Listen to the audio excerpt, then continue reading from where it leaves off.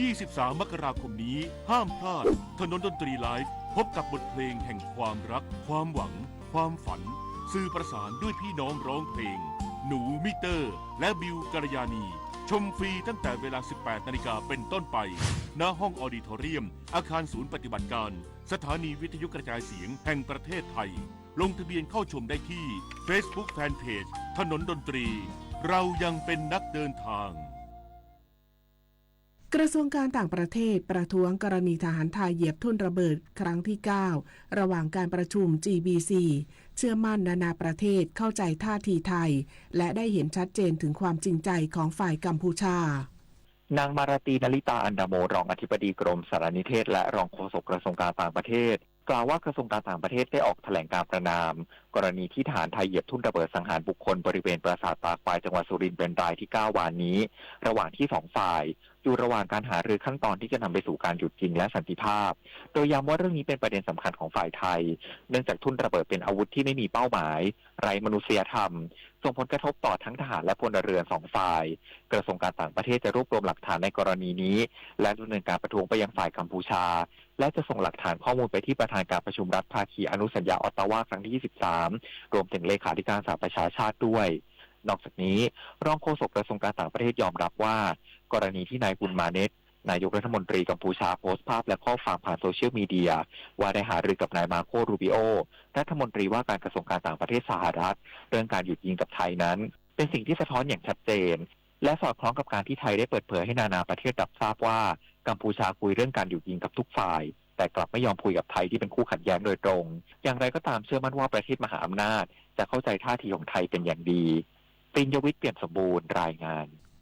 หัวหน้าพรรคภูมิใจไทยย้ำเสียงประชาชนในการเลือกตั้งพร้อมประกาศจุดยืนไม่ร่วมงานกับพรรคที่แก้ไขรัฐธรรมนูญมาตรา 112นายอนุทินชาญวีรกูลนายกรัฐมนตรีและรัฐมนตรีว่าการกระทรวงมหาดไทยในฐานะหัวหน้าพรรคภูมิใจไทยกล่าวถึงการจัดตั้งรัฐบาลหลังการเลือกตั้งโดยย้ำว่าการตัดสินใจต้องยึดเสียงของประชาชนและขออย่าถามหรือคาดการล่วงหน้าว่าพรรคใดจะจับมือกับพรรคใด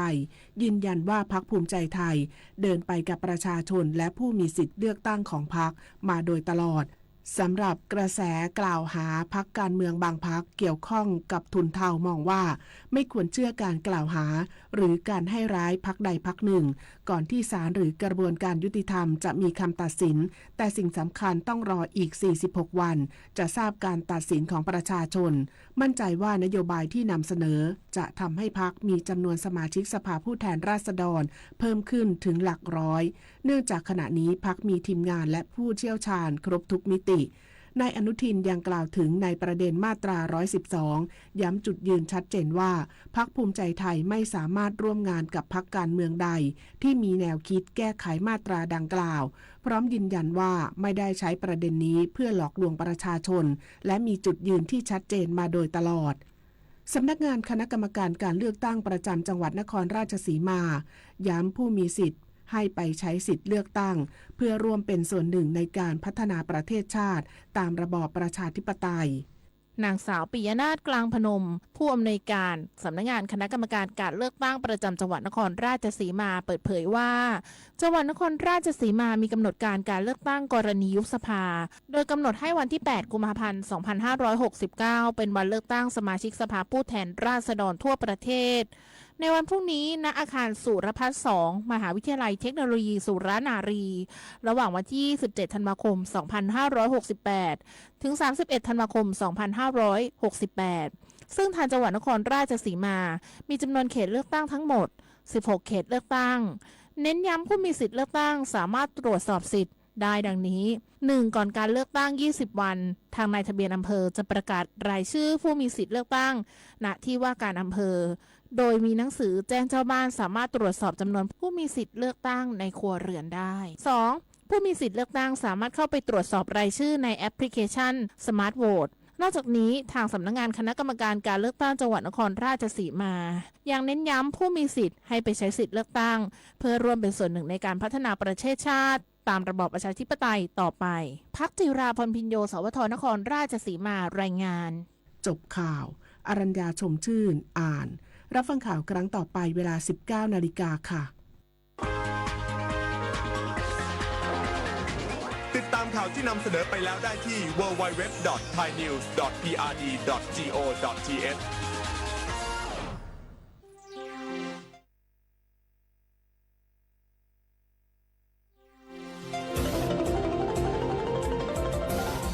วิทยุแห่งประเทศไทยให้ความรู้คู่ความสุข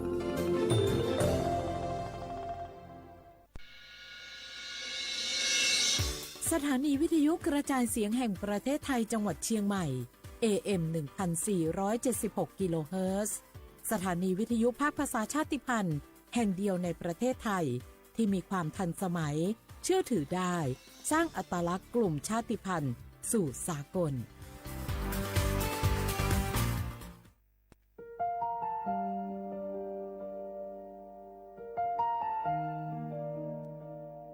ขอน้อมเกล้าถวายอาลัยสมเด็จพระพันปีหลวงพระแม่แห่งแผ่นดินผู้ทรงเมตตาเหนือเกล้า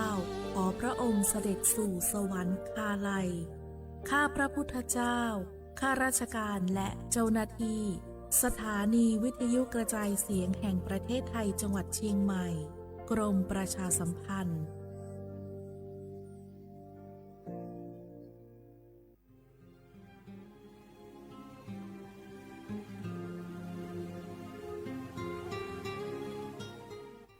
This is a moment of profound grief for the Kingdom of Thailand.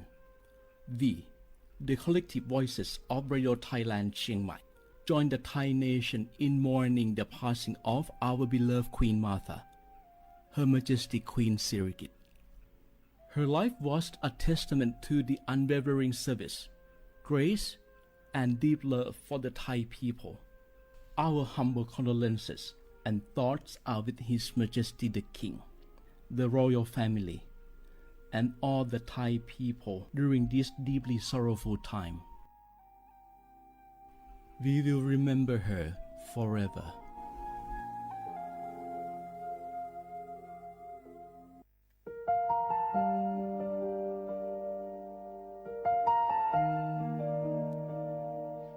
Bấy ý trọng môn, mua kỹ tàu xa, cứ nạ văn giữa thái, tàu thi chua, tàu cho bấy suốt lâu chây lâu.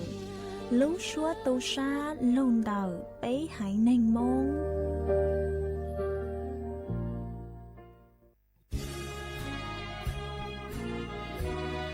พระบารมีปกเกล้าเพื่อปวงชนชาวไทยจากพระราชกรณียกิจนานับประการที่พระบาทสมเด็จพระเจ้าอยู่หัวและพระบรมวงศานุวงศ์ทรงทุ่มเทพระวรกายทรงงานอย่างไม่เหน็ดเหนื่อยเพื่อประโยชน์สุขของประสบนิกร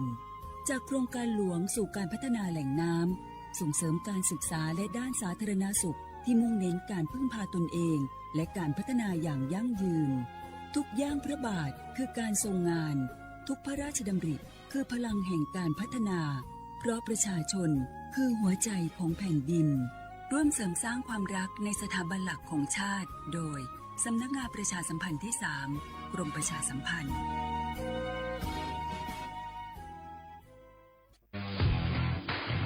รัฐบาลไทยประกาศสงครามสแกมเมอร์รัฐบาลจึงได้ประกาศสงครามกับสแกมเมอร์ในฐานะที่สแกมเมอร์เป็นวาระแห่งชาติและในวันนี้ผมก็ได้ใช้โอกาสนี้มารายงานความคืบหน้าและเน้นย้ำถึงสิ่งที่เราต้องร่วมกันทำต่อไปรัฐบาลได้จัดตั้งคณะกรรมการอำนวยการป้องกันและปราบปรามอาชญากรรมทางเทคโนโลยีขึ้นมาโดยมีผมเป็นประธานด้วยตนเองเพื่อให้ทุกหน่วยงานทำงานไปในทิศทางเดียวกันเราได้มีการลงนามบันทึกความเข้าใจระหว่าง 15 หน่วยงานหลักทั้งภาครัฐและภาคเอกชนตลอดจนสถาบันการเงินเพื่ออุดช่องโหว่ทางการเงินและตัดเส้นทางเงินของกระบวนการอาชญากรรมเหล่านี้ให้สิ้นซากรวมพลังคนไทยต้านภัยสแกมเมอร์นายอนุทินชาญวีรกูลนายกรัฐมนตรี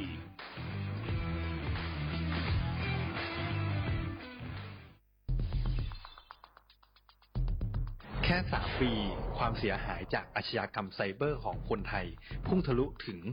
94,000 ล้านบาทหรือเฉลี่ยปีละ 30,000 ล้านบาททุก1ชั่วโมงเราเสียเงินกว่า 3.4 ล้านบาทให้กับมิจฉาชีพออนไลน์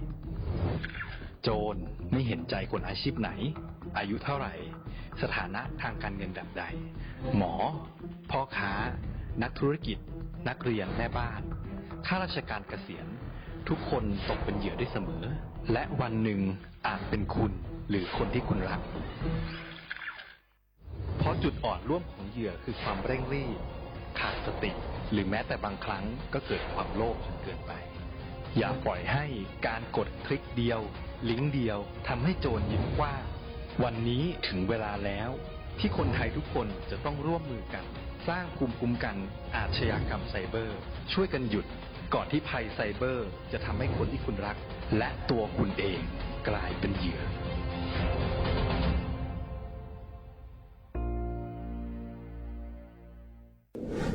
ในช่วงนี้หลายพื้นที่ของประเทศไทยอากาศหนาวเย็นอย่างต่อเนื่องโดยเฉพาะยอดดอยและยอดภูประชาชนอาจเสี่ยงต่อโรคและภัยสุขภาพจากอากาศหนาวได้ ขอให้ทุกคนเฝ้าระวังโรคที่พบบ่อยในฤดูหนาวได้แก่ไข้หวัดใหญ่ปอดอักเสบโรคอุจจาระร่วงโรคหัดโรคมือเท้าปากรวมทั้งภาวะเจ็บป่วยหรือเสียชีวิตจากอากาศหนาวโดยไม่ทราบสาเหตุโดยเฉพาะผู้ที่ไม่สวมใส่เสื้อผ้ากันหนาวหรือผู้ที่ดื่มสุราเป็นประจำป้องกันง่ายๆเริ่มที่ตัวเราดูแลสุขภาพให้แข็งแรงออกกำลังกายสม่ำเสมอรับประทานอาหารปรุงสุกดื่มน้ำสะอาดล้างมือบ่อยๆไม่ใช้ของส่วนตัวร่วมกับผู้อื่นและหากมีอาการไอจามอย่าลืมสวมหน้ากากอนามัยทุกครั้งขณะอยู่ในที่แออัดที่สำคัญควรรักษาความอบอุ่นเตรียมเสื้อผ้ากันหนาวให้เพียงพองดดื่มเครื่องดื่มแอลกอฮอล์เพื่อความปลอดภัยในช่วงอากาศหนาวนี้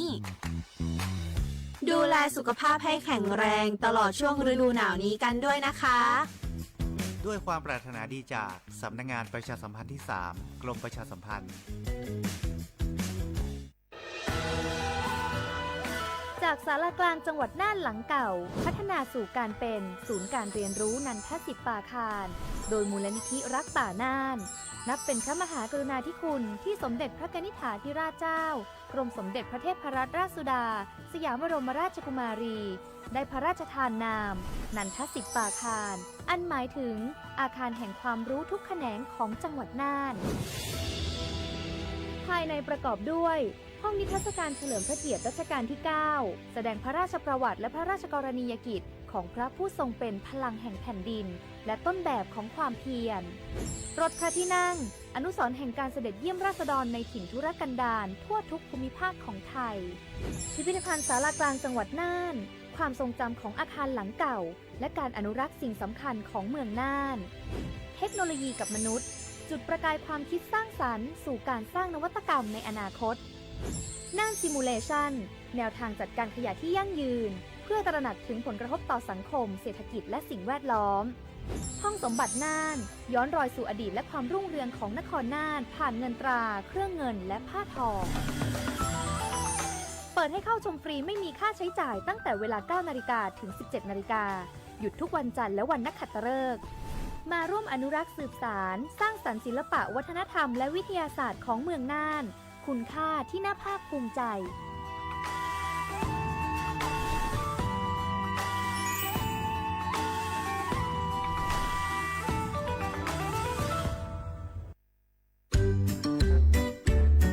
รักชาติไทยใส่ใจโลกนี่คำขวัญวันเด็กปีนี้นี่นา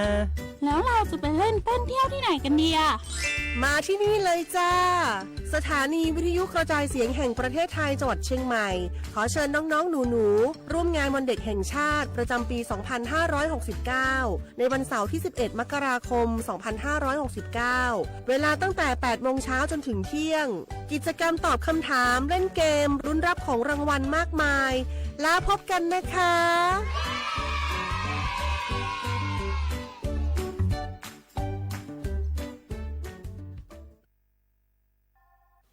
นึกถึงหัวใจเนี่ยหอสิทธิบัตรทอง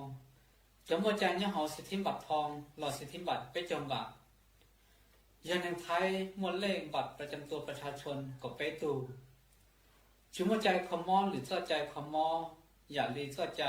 คอมอประกันสังคมเสื้อใจคอมอข้าราชการเสื้อใจคอมอพนักงานส่วนท้องถิ่นเสื้อใจคอมอรัฐวิสาหกิจเสื้อใจคอมอองค์การมหาชนเช่นเสื้อใจคอมอข้าราชการการเมือง จะมัวใจเนี่ยเขาเศรษฐีบัตรทองหลอดเศรษฐีบัตรไปจมว่าก็หมดใช้ต่อเขาเว็บไซต์สปสช.แอปพลิเคชันสปสช.ไลน์สปสช.แล้วก็ผู้สอต้องมูนูเขาสปสช1330เรากู้เต่าเทีย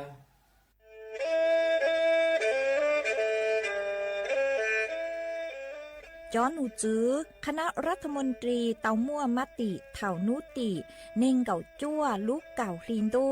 ชงอ้อเช้งจื้อปัวเจ้าเจ้าช่างกัวเล่งมั่งเกล่าเต้งเหม่งสถานะหาสัญชาติจัวจอตัวเน่งกือย่อจัวหูเตเฉอไทยเจ้าเลจู้ใจมาตราเก่าช่างแห่งพระราชบัญญัติคนเข้าเมืองชงอ้อเช้งจื้อปัวเน่งเก่าอ้อจัวจอตัวเน่งกือจึงการลูย่อจัวหูเตเฉอไทยเด่นเดลูเหล่าห้ามั่วทะเบียนประวัติเจ้าเก๋เจ้าใจมั่วเป็นสื่อจีนเต้าเต๋อถอสถานะคนต่างด้าวเข้าเมืองอย่างเจ้าเก๋เจ้าใจเตาหาเจ้าเลจู้ใจมาตราช่างทวิแห่งพระราชบัญญัติสัญชาติชงอ้อเช้งจื้อปัวหยี่จอตัวเองคืออยู่จัวหูเตเฉอไทยคือมั่วเล่งจื้อรอชื่อเล่งหน้าย่อจัวหูทะเบียนประวัติบุคคลคือจื้อมั่วสถานะทางทะเบียนมั่วเป็นสื่อจีนเต้าเต๋อถอสัญชาติไทยเตาย้อนย่อจัวตัวเจ้งกรุงเทพจีนเต้าเต๋อเตาจวนเด๋อสำนักบริหารการทะเบียนกรมการปกครองหวยย้อนย่อจัวหรือลู่เสงจีนเต้าเต๋อถอเตาจวนเด๋อนายอำเภอเจ้าเลขอเชากืออยู่ย่อเจ้าเลนูฮะชื่อเหอราชการภายในนุติเนงเกาจัวลู่เจ้าลินดูชงอ้อเช้งจื้อปัวเจ้าเจ้าจัว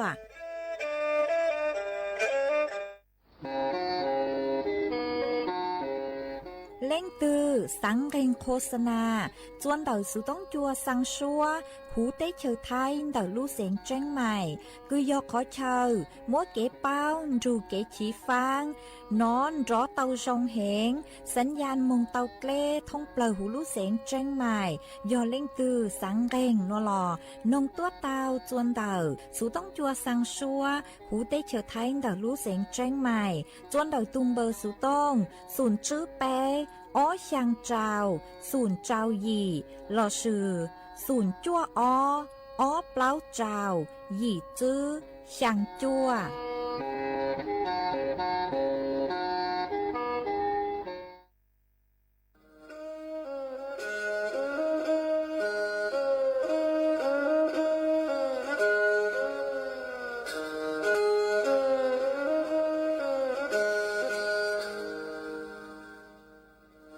đào núa số tông chua sang xua hủ tế chào thai đào lúc sánh tranh mày lúc sư hở hà lù mông inu bấy hà ó ra yang sơn dấu bấy hà thảo sư hở giữ tính dù trao tính yang trọng đô bấy hà thảo sư hở cậu giang tính dù cậu dị tính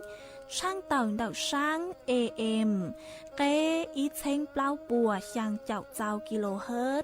đào núa mông do bấy lưu mông suốt lờ so căng nồng tàu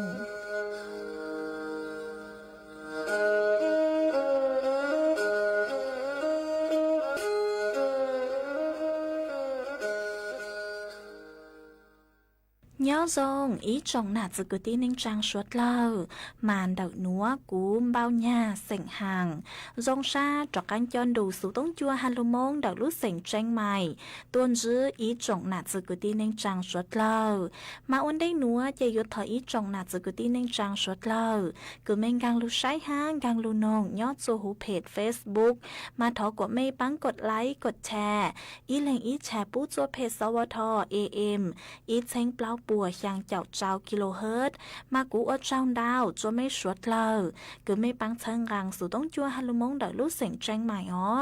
เอนูนัวเจกูหวังฮัจยาชาฮาตาไม่สวดเลยอยู่ลงดูกูย่ออวบพงยืดเถาปีมองจัวเถาเศร้ามาวันได้หนัวเจกูยัวช่างเต่าจัวไม่สวดเลยเต่าเป้าฮาตานูนัวเจกูจัวไกลูกชัวจัวไม่สวดเลยเต่าหนอซื้ออ๋อเอยอฮาตากูจีย่อจวนเดาสู่ต้องจัวเลย เจโยชื่อมัวเล่งถือลูกใจไม่เล็กสูต้ง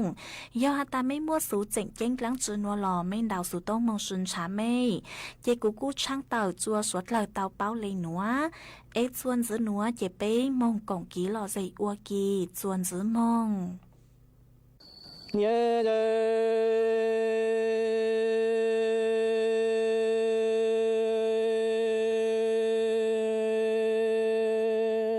ขอเชื่อว่าเหลือ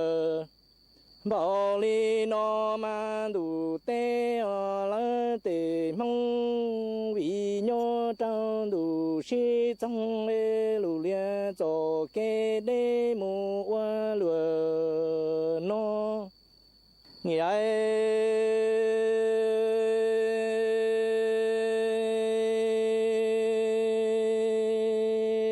ว่าจะปอนดูใจอูจิตุวันดาวอยู่ลียังโยจงจังดู山岛乌诶云好姑娘，彩铃的个路没把大说个姐蹲住，对住普云么几把大说个姐还着东路的张伯妈也说路人呀。kia yue wo trao lăng tu lòng xiên cho cả nho nho chỉ cả xiên xí năng nó đủ bỏ trái nó mò nhẹ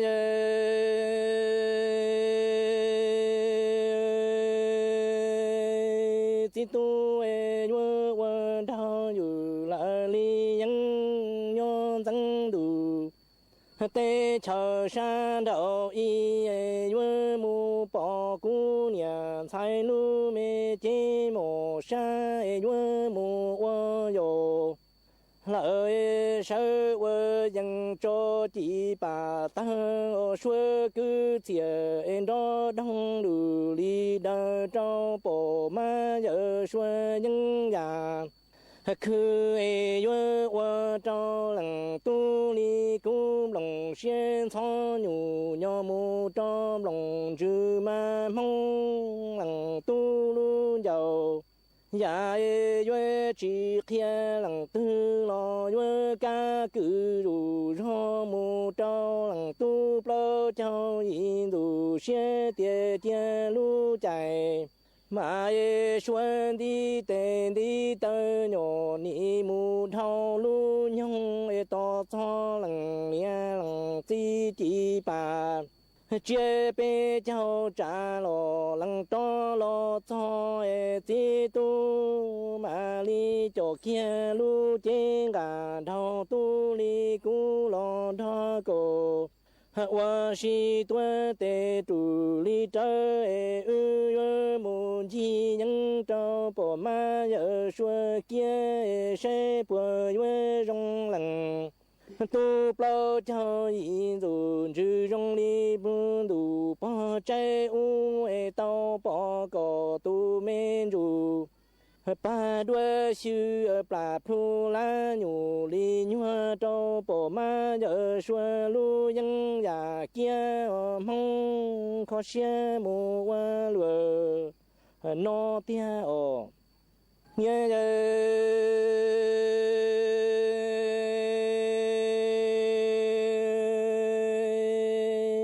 vì do nhô trâu đủ trong cái đê ma tề nâng tu thả lu rong đủ trái nó cú tao tặng chạy nhung xuân đi tề đi ta nó đi trâu lằng tu đoan chuyện chia mua lu chạy lu nhung chỗ lo mu tặng lu ro trâu nữ lằng nia lằng chi lu bà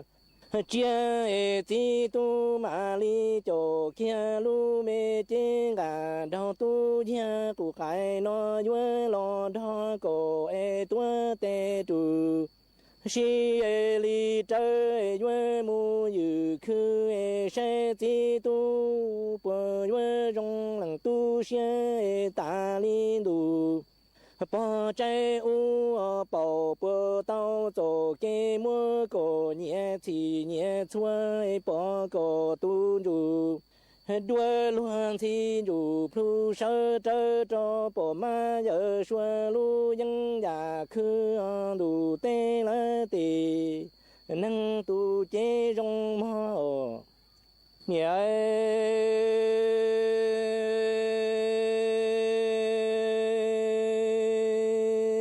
rau nó lu chạy tư rong chạy lu nhung tuổi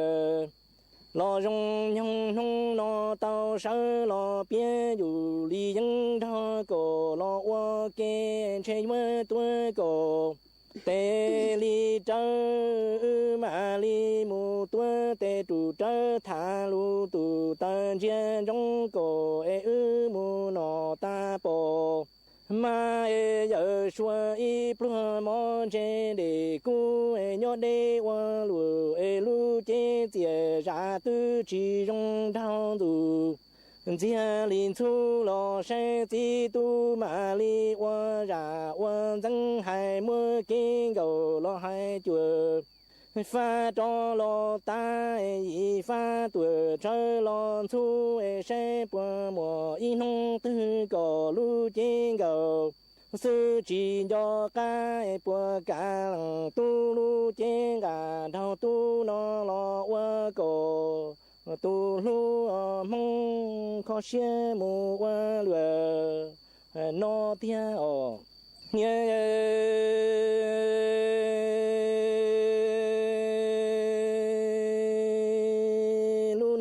chỉ hở nó rong chạy mong cha tuổi nông nó cho rong nhung tao lo đó có sơ qua kia đủ can đại mà lỡ tề nâng tuổi thả lu rong xe chúa tuổi cổ tề y rau thả tụ ta qua nhà giàu ca dân trên trong cổ mù nọ ta bồ ma giờ xua đĩa mi mò đi chia on chế lỡ để cho lo tí tu lu chế cả thao tu tu chỉ trong thao lo tu yo ta ra ta cho hay ta nu tuổi nhớ thao mò sẽ tí tu cu nhà sai mà li cho mi bà ta xua cứ chia on yo xua lu qua chùa pha cầu tăng lo ta sẽ bỏ mùa y nô tư nữ chỉ cho ca mùa y mò tư bùa cả lu mê chế rằng ra rong rong đầu linh đỡ cổ cho lo bư đa lù lùa cho lằng tu lu su thia cho lằng tu y lằng do na lù tê lơ tì sai mong mò ni ai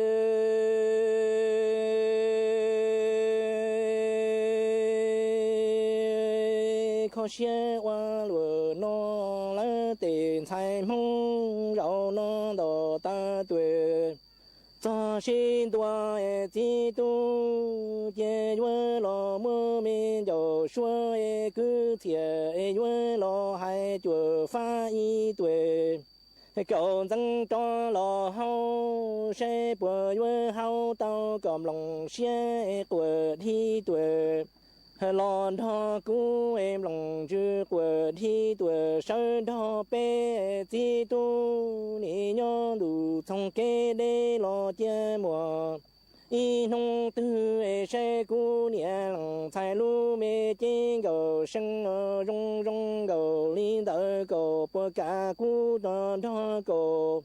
nhớ lỡ nhẹ ở bên thì họ tua lằng tu tê mu qua si ya giàu li những mu chi thông plơ nhẹ mà giờ xua tê đủ tê lỡ tê thay mong khó xe mu qua lừa li nó tia nhẹ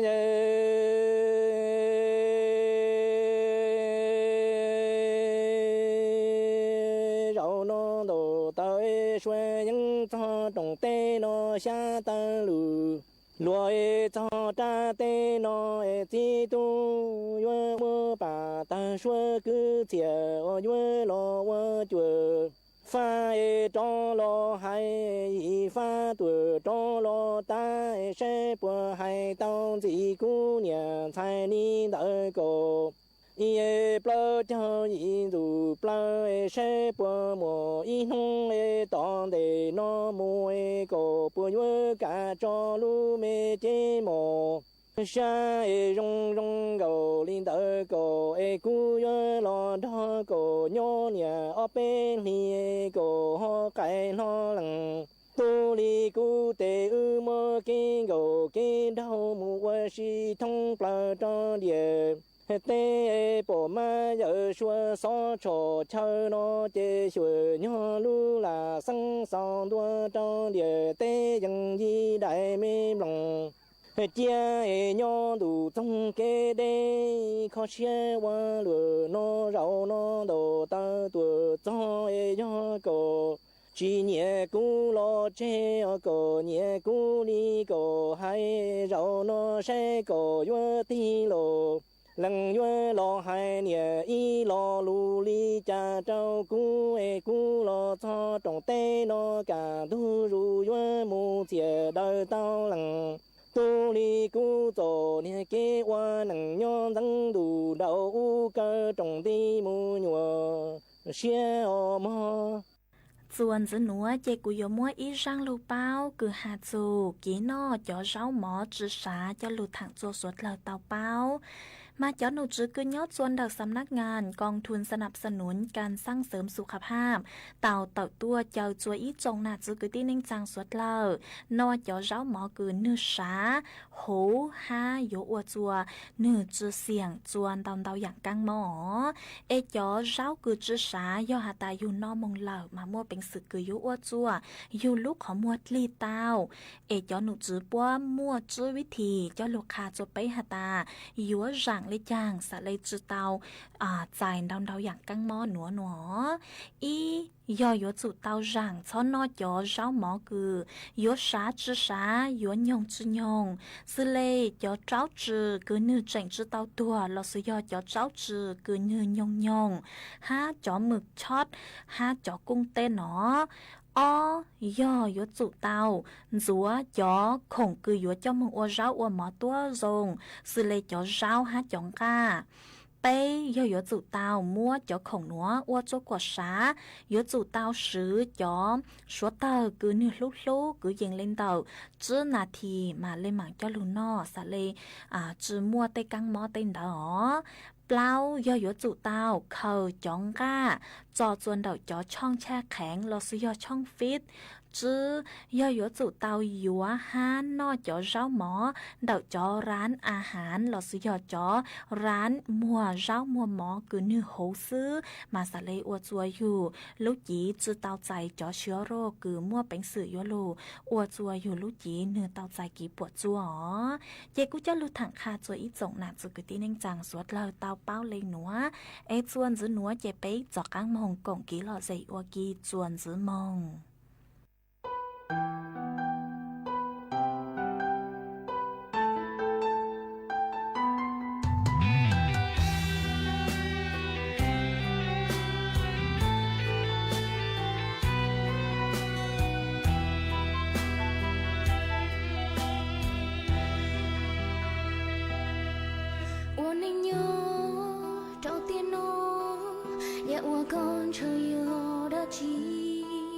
có thiên chia ta nó lo chuyện chính trị chỉ bỏ bi khó thứ lý bùi yo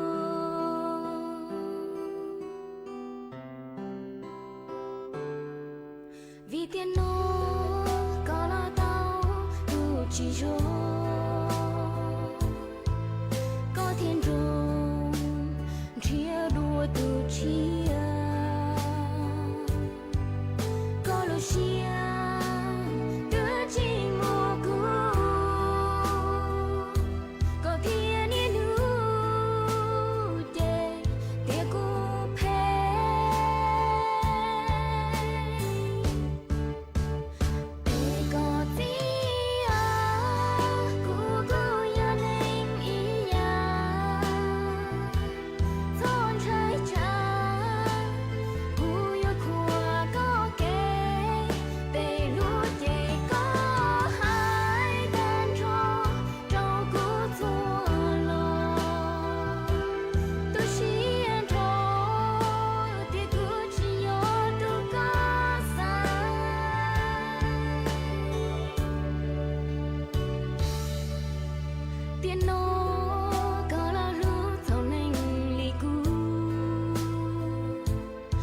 trốn mù thó đua và sâu trong lửa tia có thó tia có lòng chi ý tu nên trong ly cũ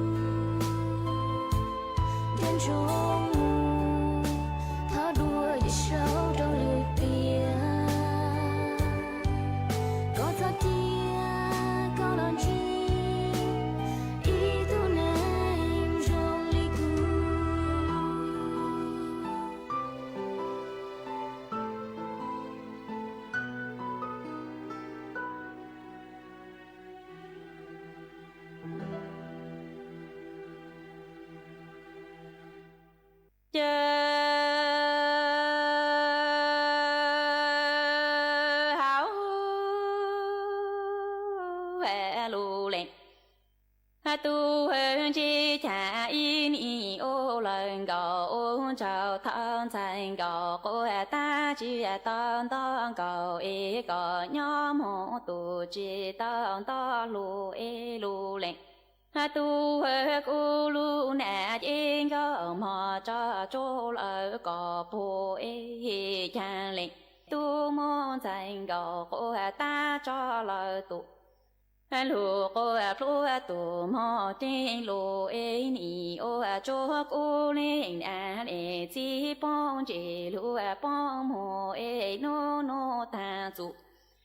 ca cô yu an đỏ e từ zu ke cô yu tàu tên thành gạo cô ta ô lời nà lu e sa mong chủ ho chủ a si phô tu e lê cho ca cô cho lu ô lu lê tu lê ta lê cha mê y lê mi tu chủ nhỏ tàng nạc cha y chi nê chi hàn cho nu lơ mòn tu e yua yua có chai thế bù on lu lê tu hè cha y ni ô lần gạo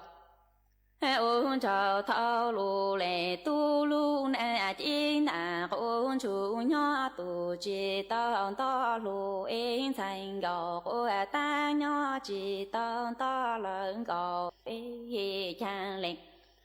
lu tu giao lo về ba ta y ô lần gạo ôn chào sư chi lu ôn chào tê lu lệ tu môn thành gạo cô ta ô cho lời tu lu cô phu mong một lô lư tu lu cầu e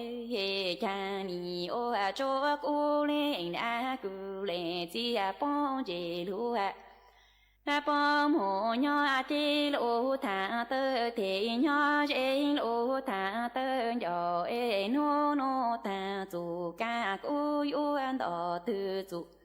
cái cô yun đầu tiên thành gạo cô ta ô lời nà lu y sa mong chủ ho chủ a si phun trầu in thành gạo cô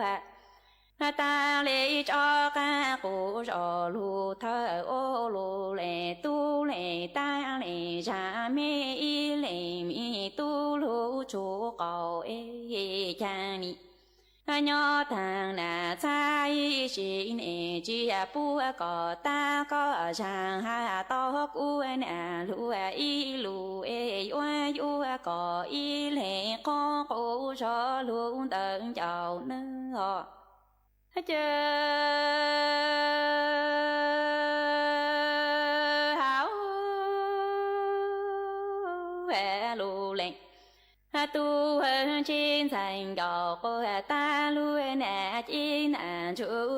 tu ta cho tê lấy cho ca cụ rò lù thơ ô lờ cọ y lệ tu ê nhỏ thằng nà cha y chỉ nè chỉ bao lu hẹn cho nu tê cu lê bố tê tu bố ta bữa trong tu tê cu lê sơ lu cồn tê cồn khó cu có chỉ tao lờ nà thu tan thu ê uốn an lo yu có trái tê khu yuan on lo yu có trái thế bu ê yo có chi lu có trên cha mong tu trên lo cu tê cu lê cha mo cu rọ cu có tao chú cu thôn mo phụ cu thôn nu ê cu có lu chi lu phương lư con cho mo tu cho luôn tu ê thà lệ u bao nhỏ thế tao yan tu lu thơ u có luôn giàu là có sa chỉ lu ho lu lệ tu hơn trên thành gạo của ta lệ cho ca cụ rò lu thơ ô lờ có y lệ tu rò rong chào ê nhỏ thằng nè hay chỉ nè chỉ bu lu ha mò chỉ thầu ê cho nu tê cu lê yo po tê tu po ta bữa trong tu tê cu lê sơ lu cụ thế con khó cụ có nhỏ chỉ ca mò tu lu chỉ chào ê cha yon an lo yu có trái tê khu yuan on lo yu có trái thế lao ê yo có chỉ lu có trên cha mò tu trên lo cu tê cu lê cha mò cu rò cu có ta trái cu thô mò cu thô nu cu có lu cha tu lu chung tàu ê chỉ cho mù lu chạy chú lô mong ô lời nọ lu ô hào ê cụ có tu sa yêu ru long có tu chi tao ê cha li u bao nhỏ chi tao yang tu tao có lu nhờ cha ta lu cũng lòng lỡ sang khẩu lu lệ tu hệ chờ hảo về lu lệ tu hơn trên thành gạo của ta sĩ cụ về ta cụ yo cho lu ô lờ có y lệ tu chủ ê yo có lu ta cụ ta có sa cho cụ lu sa chiên hiểm đồng sa mò tu lu trong lo tê cụ yo chỉ nhỏ cụ có ki cụ lê mô có thể có lu ta cho hè cụ mò tê cụ anh u cho tao tu về su anh chú cụ mò cho hạ nu trong ly khăn ở ra khó cụ cho có lu cụ chỉ khờ sa ý có ta cụ chỉ khờ bỏ chỉ cụ sa tê cụ lê u tu cô anh thi lu chạy mong nọ chạy u lu thọ cô tao có cho lu chạy mong lời nọ mò ê u cho có mò ô cụ tu chi thà cụ thể lu chạy tu cụ tu khai thà cụ tao lu chạy mong lời tu non ngô lu lê tu hè chan sai gọc cô ta chỉ cô nhẹ ta lu lệ tu cô yêu cho ca cô cho lu ô lờ có ý lệ tu ấy giờ có cho thang cho có lu sa lu an chữ tu cho lu ấy có tiếng có ta cô ta có lu khu tê cô ai u chỉ nhỏ cô có kỳ cô yêu chỉ tu có thể có lỡ ta chú cô mò tê cô ai yêu cho tao thú vị chú vì chú anh chú cô mò cho nó trong ly khơi lỡ ra chú cô cho có lúa sơn anh thôi chỉ ra yêu có luôn chữ nụ bao mò tổ chỉ ra lu chỉ cô sa tê cô lấy u tổ cô anh thi lu chạy mong đủ càng yêu lu thọ cô to có cho lu chạy mong lần đủ lu yêu cho có mong cô tu chi thà cô thể lu chạy đủ nó tu khai thà cô ta lu chạy mong đủ cô tiền ý chi nhỏ lạ si sa si cho nên sa li hà yo lệ từ cho ta tê ye chi sa ta cho y ta nữa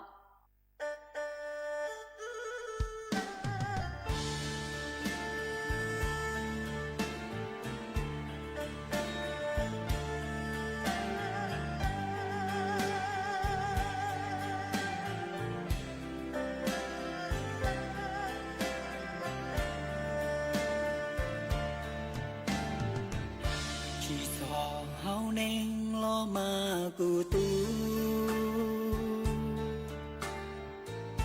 chỉ tàu nhé cụ lo trâu có gì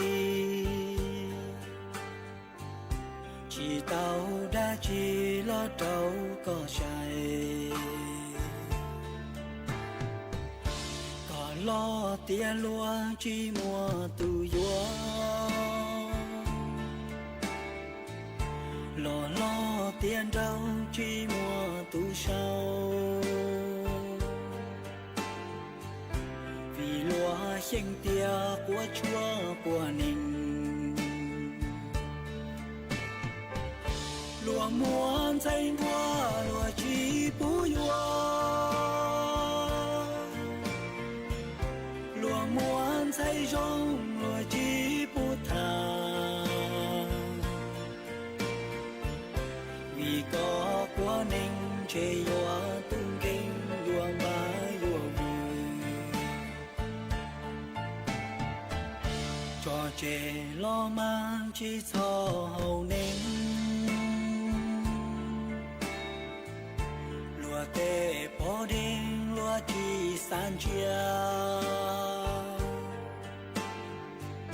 chỉ mua bỏ nia mu ta y xì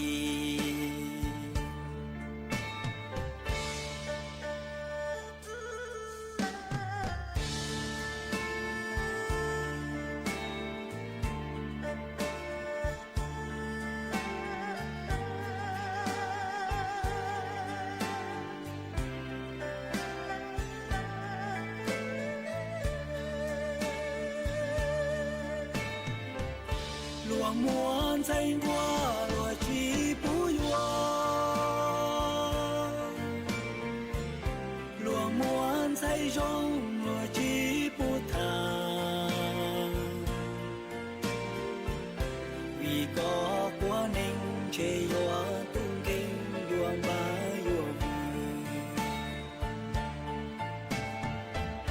cho chê lo mang chỉ cho hậu ninh lúa tê bỏ đinh lúa chỉ san chia chỉ mua bỏ nia mu ta y xì cho chê lo mang chỉ cho hậu ninh cha nó bỏ đinh có thia chỉ thâu loa mua sầu cho mùng cành qua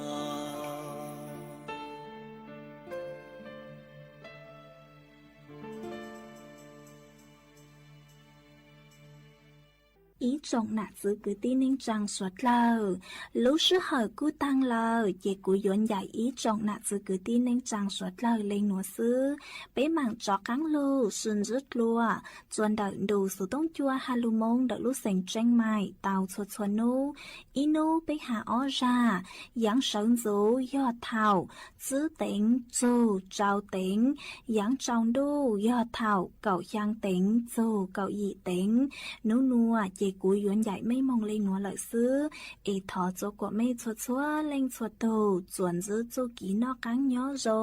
nhỏ rồng suốt lờ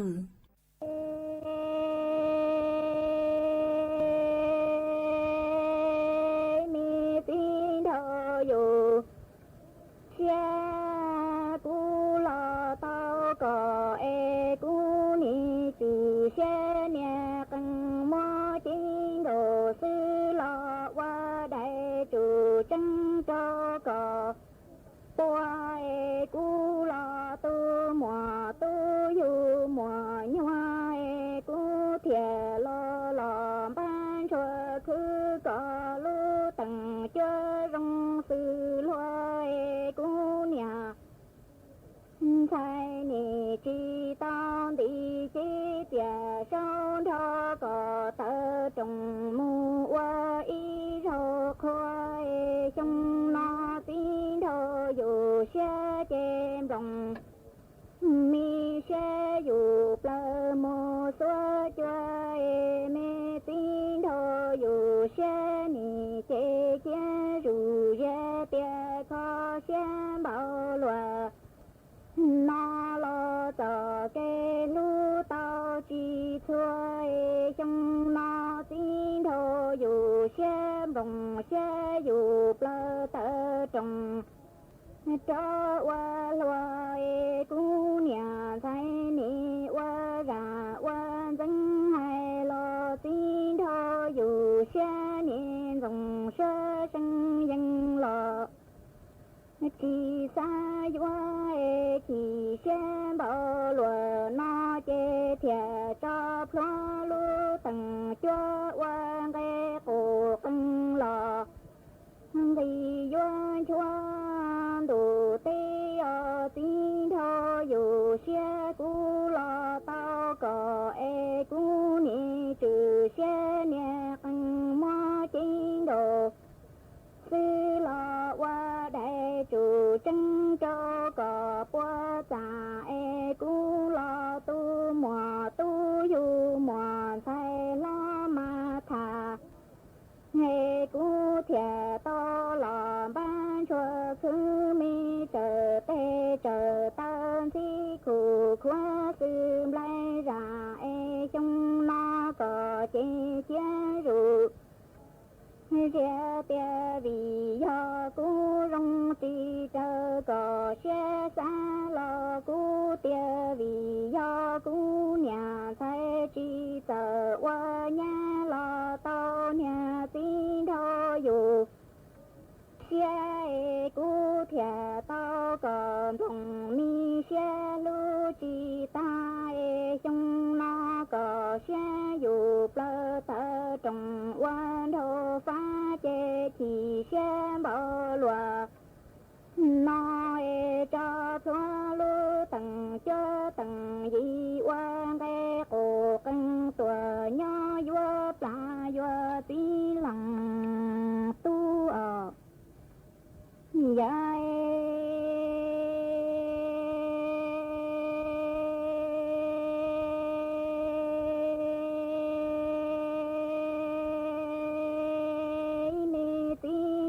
dù xe trong nó còn thùng xe dù ly plơ tơ trồng quan thôn thu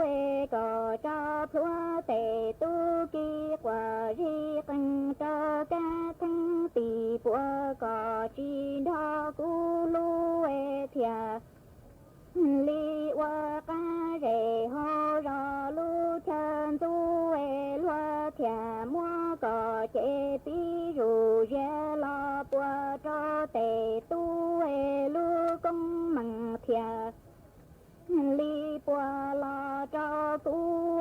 tin thơ dự xe chỉ năng nó trong nó cầm lòng mi xe ni dù plơ tơ trong qua luôn phía cũng nhà thay ni qua luôn để luôn hoa luôn tề mi xin thì lo ta chỉ tao có tao mi cái lo lăng mù qua si mù tư tia lo yuan cái tia qua tề năng tề cha lu chờ lo thọ chi tia mua có chế bí rù ra mù qua cho lòng nia thia lòng si lu công lu măng thia qua chu chu mù cho tề cứ lo tề ti ở dài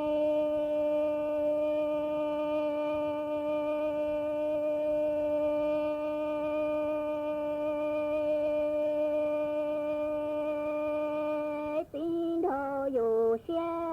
ư nì qua lu nia nằng lo cho ta li nó chi